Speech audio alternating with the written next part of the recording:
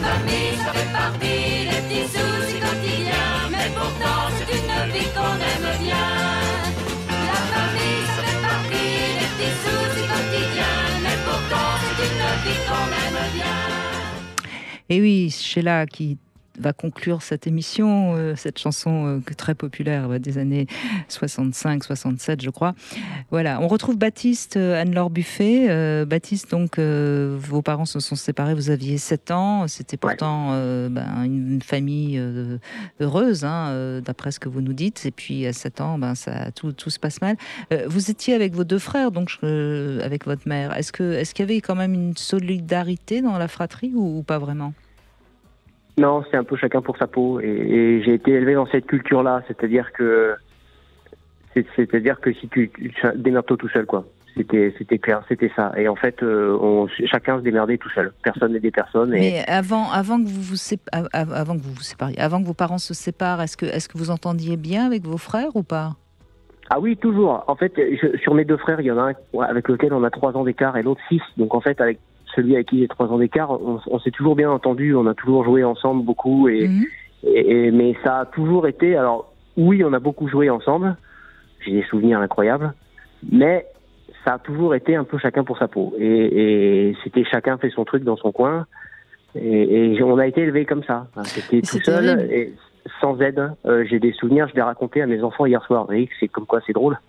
Je l'ai raconté à mes enfants hier soir, je leur disais, parce que je leur ai déjà dit, ils me disent, mamie, on l'a jamais rencontré. Je leur dis, bah non, tu sais, je lui parle plus. Je dis, tu sais, moi, elle me laissait un peu tout seul. Et je dis, quand j'avais l'âge de ma plus grande aujourd'hui, qui a 7 ans, j'ai des souvenirs de rester tout seul face à l'évier, à me taper la vaisselle d'une famille de 4, tout seul. Personne m'aidait, et je faisais la vaisselle jusqu'à 21h, 22h le soir, tout seul, sans m'aider, avec la lumière du plafond allumée, alors que tout le monde était monté dans les champs. Et enfin, aujourd'hui, je ne laisserai pas ma fille faire ça. Même si elle fait la vaisselle, je l'aiderai. Je vais pas protéger mes enfants et être avec eux en permanence. Mais d'ailleurs, Baptiste, vous le dites, votre expression est très significative. Quand vous dites c'était chacun pour sa peau, c'est bien qu'il y ait enfin, quand on dit faut que je sauve ma peau, c'est bien qu'on se sent en danger. Donc même si vous n'étiez pas capable de nommer le danger à l'époque, c'est bien qu'il y avait un danger qui rôdait.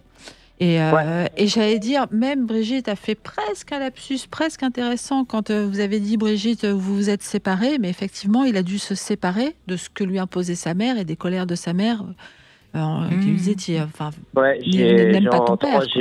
J'ai entendu le lapsus, moi aussi. mais oui, voilà. Alors, bon, aujourd'hui, je considère que élever ses enfants, c'est le rôle premier des parents. C'est de protéger ses enfants. Avant même de les élever, c'est de les protéger. Les protéger du monde extérieur, les protéger les protéger d'eux-mêmes, les protéger de... Voilà. C'est ce que j'essaie de faire. Alors, ma méthode n'est pas forcément la meilleure, mais c'est ce que j'essaie de faire. Vous savez, Baptiste, s'il y avait une méthode qui était la meilleure, ça serait vendu extrêmement cher. Donc, celui qui l'aurait inventé aurait fait fortune déjà. Ouais, non, c'est sûr. Après, bon, voilà. Non, mais je crois, Baptiste, ce que vous dites est essentiel. Le problème de beaucoup d'adultes, c'est qu'ils ne sont pas adultes. Ils sont encore très immatures, avec encore leurs blessures d'enfants. Et ça se projette sur ses propres enfants. On fait payer à ses propres enfants nos souffrances.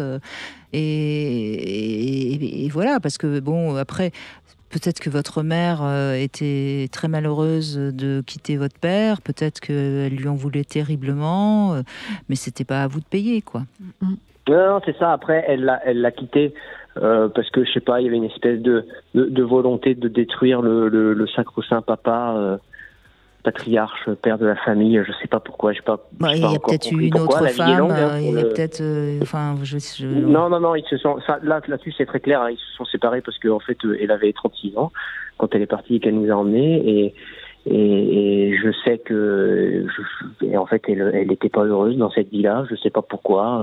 Voilà, ils avaient fait des projets avant, ça a pas tenu. Mais ça, je vous dis ça, mais j'ai cogité longtemps de comprendre tout ça.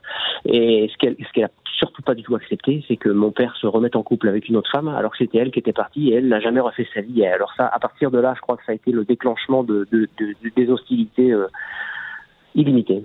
Et ça, elle n'a jamais accepté. Non, pas du tout. Ça fait plus de 10 ans, 12 ans que j'ai complètement coupé les ponts avec elle. Enfin, elle est nocive, toxique. Enfin, et mon frère a fait pareil, donc voilà. Donc, un de mes deux frères a fait pareil, donc je me dis bon, ça vient pas de moi. Ça vient pas que de moi. Non, et puis alors moi, je trouve que c'est une liberté qu'on a. On a le droit de ne plus voir ses parents ou, je veux dire, là où je signe et persiste avec vous, Brigitte, c'est sur le pardon. Enfin, non, je pardonne pas. Non, je pardonne pas. Je suis pas d'accord. Je vis avec ça aujourd'hui. J'essaie de couper cette espèce de lien familial bizarre en élevant mes enfants d'une façon différente. Mais je pardonne pas. Non, je suis désolé, je peux pas pardonner ça, quoi. Ah non, mais ça, je peux pas pardonner. Je peux vivre avec. Je peux en faire quelque chose. Ça, oui. Ça, d'accord. Ça, j'en fais quelque chose. Mais pardonner, non, je suis pas d'accord. Non, bien sûr. Moi, je le dis souvent, cette histoire qu'il faut absolument pardonner, c'est une injonction sur des injonctions. Enfin, il faut pardonner. Non, en fait, le pardon, il s'impose ou pas, mais on le ressent un jour. C'est des personnes qui un jour vont se dire il ne faut pas ressasser, en fait. Voilà, Baptiste, mais vous n'êtes pas tous les jours en train de vous dire « Ah, ma mère, machin, ça y est, c'est mis de côté, voilà. » Mais à partir... Elle ne fait plus partie de ma vie, c'est fini. Exactement. Elle fait sa vie de son côté, je fais la mienne de mon côté. Le jour où elle mourra... je serai triste parce qu'à jamais c'est ma maman, ça c'est sûr. Enfin voilà, ça sera toujours ça. Il y a une part de vous qui l'a aimé, c'est évident, ça c'est sûr. Mais vous n'avez pas envie de continuer à voir cette personne qui est devenue une adulte, mais qui n'a pas fait son travail, qui donc vous fait du mal quand vous la rencontrez. Donc vous l'avez mis à distance. C'est une protection intelligente, voilà. Et vous avez raison. Si vous n'avez pas envie de pardonner, vous n'avez pas à pardonner. Merci Baptiste, en tout cas, de votre témoignage. On va conclure en rappelant que dimanche, espérons qu'il y a quand même beaucoup de familles qui seront heureuses de fêter la fête des mères.